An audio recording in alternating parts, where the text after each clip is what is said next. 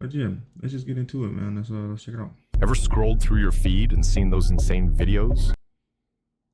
Cars weaving through traffic like they're playing a real-life video game? We're talking about the cutting up in traffic trend that's absolutely blowing up recently. This is some of the most annoying shit. If you ever been on the road and you see somebody like this on the road and they're just in and out and in and out, bro, it's some of the most annoying. With names like Squeeze Benz and License becoming almost legendary. These guys have some serious driving skills, no doubt. But let's be real, they're also dicing with danger, risking not just their own lives, but everyone else's on the road for those insane clips. So, the big question everyone's asking is, why aren't these guys behind bars already? And how on earth do they always get to drive these expensive cars? I mean, this is the USA, right? Land of traffic cameras on every corner and cops seemingly everywhere. How do these swimmers, as they call themselves, manage to pull off these runs day after day without getting caught? Let's break it down together in today's video. But first, make sure to leave a like and subscribe to this channel for more videos covering the most famous swimmers. But before we dive into the tricks these swimmers use to evade getting caught, let's take a look at what law enforcement can do to track these guys down, and why it's not as easy as it may seem. First, let's talk about the perception of surveillance.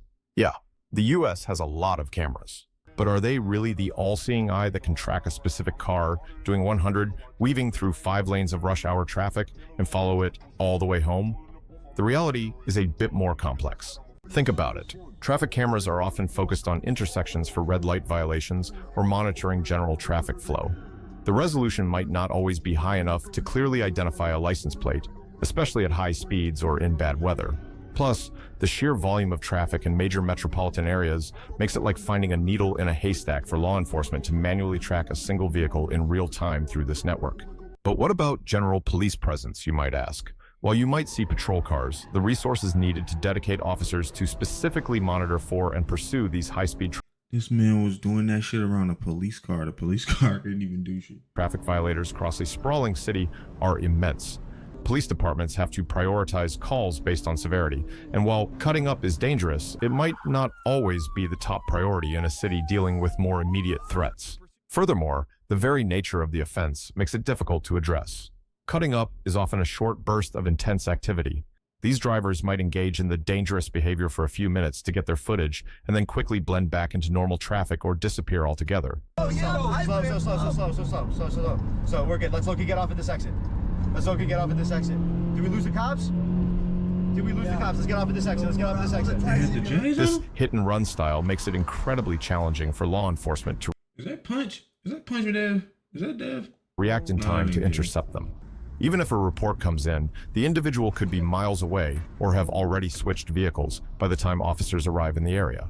So, we touched on the sheer difficulty of tracking these guys, but let's dig a little deeper into what law enforcement is actually up against when they do spot someone pulling these driving maneuvers. Damn. It's not as simple as just flipping on the lights and sirens and giving chase. There are a lot of factors that come into play, and police work in these situations is governed by strict protocols designed to protect everyone, not just the officers involved. One of the biggest hurdles are our strict departmental guidelines. Many police departments in the US have very clear rules about engaging in high-speed pursuits, especially for Believe it or not all police are allowed to do speed chases, like dead ass. Some jurisdictions do not allow it. violent offenses like reckless driving. And I believe you actually have to have some sort of credentials to even be able to do that shit. Risk of a high-speed chase causing an Not every cop can drive fast and concentrate and focus at the same time. Trust me. accident that injures or kills innocent bystanders is a major concern. Departments often prohibit risky maneuvers like intentionally bumping or ramming a suspect vehicle at high speeds unless there's an imminent threat of serious harm to others. This means officers can't always just force these swimmers off the road, even if they have the opportunity. And perhaps the most critical element is the constant risk assessment that officers have to perform in real time. Even if a police officer witnesses someone swimming through traffic live, they have to immediately weigh the potential outcomes of initiating a pursuit.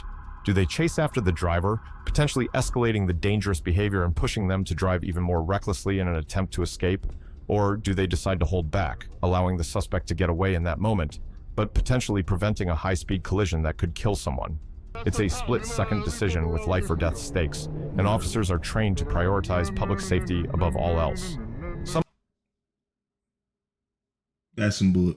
All right. Sometimes the safest option is to not pursue. Now, let's get back into the minds of these swimmers and look at some of the specific tactics they use to stay ahead of the game. Because it's not just about driving fast, it's about knowing the urban landscape and utilizing technology to their advantage. And most importantly, the art of vanishing. One key aspect is their route knowledge. These drivers often operate in specific areas they know intimately. They've likely scouted out shortcuts through residential access roads, pedestrian zones, which of course adds another layer of danger, or even construction sites. This allows them to quickly disappear from main roads and potentially lose any pursuing officers who aren't familiar with these alternative routes. It's almost like they've rehearsed their escape routes, knowing exactly where to turn and where the dead ends are. Like you knew before you even got on that road, you already knew where you was gonna go if push really came to shove. You already knew. Beyond just knowing the roads, they also leverage technical aids.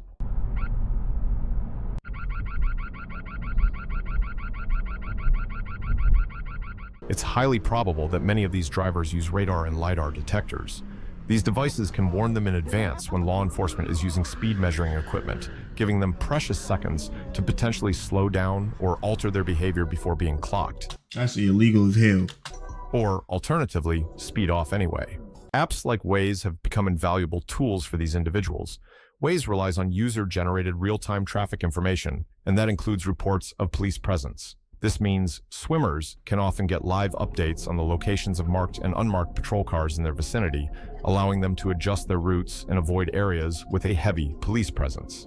It's a constant cat and mouse game, where technology plays a significant role on both sides. Another important part of how they operate is the just pointed at the cop like, bro, you not gonna catch me, bro. Prep work. They scope out the highways beforehand. You'll often have other drivers involved acting like scouts. They're checking out the best spots for their swims. They look for stretches of road with seriously heavy traffic, so the video looks wild, with tons of lanes to weave through.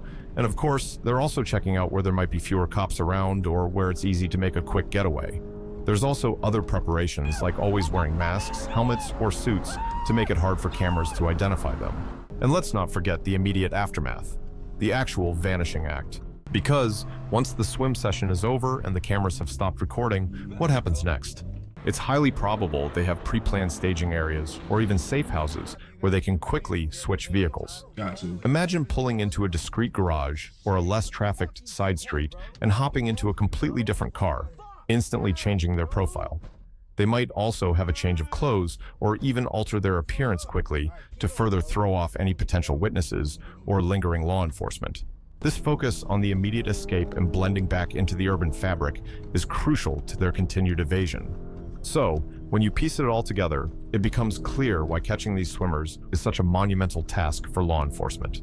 The combination of limited real-time surveillance capabilities, strict pursuit guidelines, the sheer volume of traffic, and It just seems like the only way you catch these guys is if they fuck up and get in a car crash or something. Other than that, they're getting away every time. the deliberate efforts of these drivers to remain anonymous and strategically plan their stunts creates a perfect storm of elusiveness.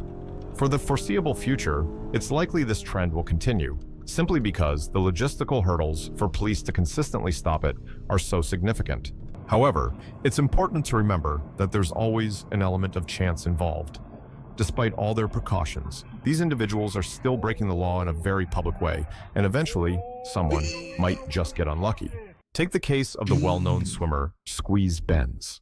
While he managed to evade authorities for a significant period, he was eventually apprehended.